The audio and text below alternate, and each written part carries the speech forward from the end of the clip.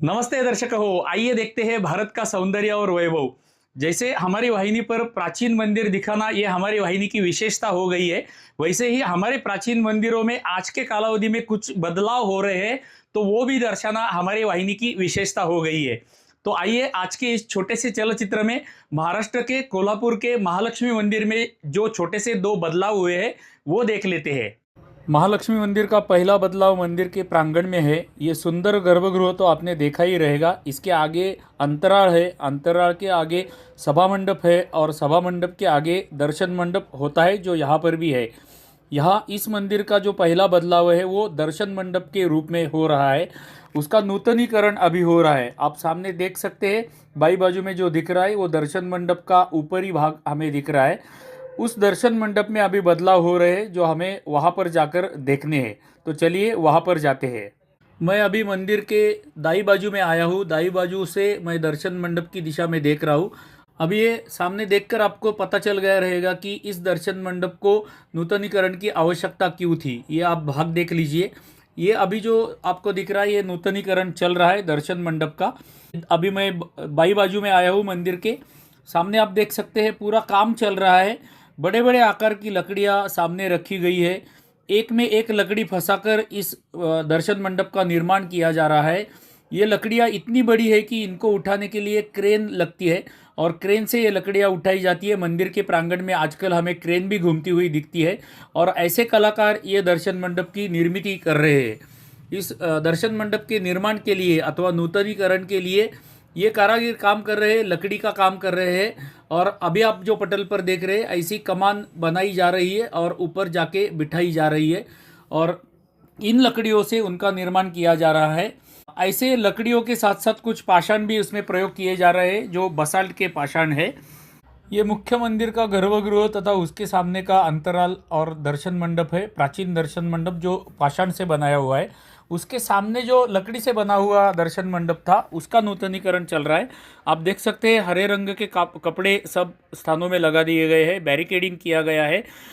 इतना सब कुछ काम यहाँ पर चल रहा है, फिर भी भाविकों को दर्शन करने के लिए कोई पीड़ा नहीं होती है। अभी मैं आपको ऊपर का कवर दिखा रहा हूँ। ये दर्शन मंडप का काम चल रहा है इसलिए ऊपर पतरे से पूरा कवर किया हुआ है क्योंकि अभी गर्मी का सीज़न आने वाला है। अभी जो भाविक मंदिर में दर्शन करने के लिए आते हैं उनको घूमने के लिए, प्रदक्षिणा करने के लिए ऐसा मार्ग वैसे ही है। इस बाजू से मुख दर्शन का पंक्ति आरंभ होता है, वहाँ से लोग आते हैं और मुख दर्शन लेने के लिए यहाँ से जाते हैं। मुख्य दर्शन की जो पंक्ति होती है वो पीछे से, मंदिर के पीछे से आती है और यहाँ से मुख दर्शन की पंक्ति आती है। मैं अभी मंदिर के सामने की बाजू में आया हूँ। मंदिर का मुख्य शिखर इस बाजू में है। इस बाजू से लोग मुख दर्शन के लिए जाते हैं और मैं दर्शन मंडप के बराबर सामने आया हूँ। मैं सामने से आपको दिखाता हूँ। अभी जो आप पटल पर देख रहे हैं ये दर्शन मंडप सामने से ऐसे दिखता है और ऊपर का कवर पतरे का ऐसे बनाया गया है।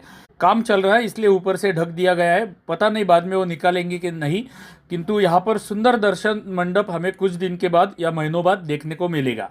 ये लकड़ी आप देख लीजिए, आपको कल्पना आ जाएगी कि कितना भव्य काम यहाँ पर चल रहा है नूतनीकरण का दर्शन मंडप के। ये लकड़ियाँ काटकर उनको आकार देकर उनके कमान बनाकर ऐसी लगाई जा रही है। सामने आप देख सकते हैं सारे स्तंभ लगाए गए हैं लकड़ी के और कमान भी ऐसी पद्धति से लगाई जा रही है जो अभी आपको पटल पर दिख रही है। ऐसे ही सारी बाजुओं से, तीनों बाजू से दर्शन मंडप को लकड़ी के कमान और लकड़ी के स्तंभ बनाकर लगाए जा रहे हैं और अत्यंत सुंदर दर्शन मंडप ये बनकर तैयार होने वाला है जो कुछ ही महीनों में आपको देखने के लिए मिलेगा। यदि अगली बार आप जाएंगे तो ये तैयार होगा। अभी हम मंदिर के बाहर जाते हैं और मंदिर के बाहर से होने वाला दूसरा बदलाव हमें मंदिर के बाहर जाकर देखना है। तो चलिए मंदिर से निकलते हैं। अभी मुख दर्शन की बाजू में मैं आया हूँ। मुख्य मंदिर मेरी दाई बाजू में है। इस कमान से मुख दर्शन की एक पंक्ति आती है। मुख दर्शन के लिए यहाँ से लोग अंदर आते हैं। वहाँ से सामने हम बाहर जाएंगे तो रंक भैरव के मंदिर की दिशा में हम जाते हैं। मैं अभी मंदिर के बाहर आ गया हूँ। सामने हमें जो दिख रहा है वो मुख्य मंदिर का शिखर है और उसके सामने का ये प्रांगण है। मुख्य मंदिर के सामने जहाँ पर हम रंक भैरव की दिशा में जाते हैं वो अभी मार्ग मैं आपको दिखाता हूँ। इस दिशा में ये सारा प्रांगण है, पार्किंग यहाँ पर था वो निकाल दिया गया है और इस दिशा में रंक भैरव के लिए हम जाते हैं। तो अभी ये बाहरी भाग में क्या क्या बदलाव हुए हैं वो मैं आपको दिखाता हूँ। उस मंदिर के थोड़े से समीप जाकर मैं आपको दिखाना आरंभ करता हूँ।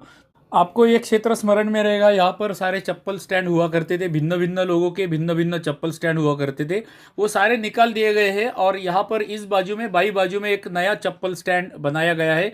मैं आपको पुनः दर्शाता हूँ, कोई गड़बड़ नहीं होनी चाहिए क्योंकि ये बदलाव है। ये प्रांगण मंदिर का हमने देख लिया था, उसके सामने ये स्थान है। यहाँ से बहुत से लोग अंदर आते हैं, मंदिर की दिशा में आते हैं। वहाँ से दाहिनी दिशा में हम जाएंगे तो रंका भैरव के लिए जाते हैं और वहाँ पर जाते समय हमें, ये रंका भैरव की दिशा है और वहाँ पर जाते समय हमें बाई बाजू में नया बनाया हुआ बिना शुल्क चप्पल स्टैंड दिखाई देता है जो हमारी बाई बाजू में है। तो दर्शकों हो, आशा करता हूँ कि कोल्हापुर के महालक्ष्मी मंदिर में जो बदलाव हो रहे हैं अथवा हुए हैं वो आज के छोटे से चलचित्र में हमने देख लिए। हमारी नित्य की प्रार्थना तो आपको रहती है कि हमारे प्रत्येक चलचित्र को लाइक किया कीजिए, एक छोटी सी टिप्पणी प्रत्येक चलचित्र को करते रहिए। आपके टिप्पणियों का हमें भी लाभ होता है।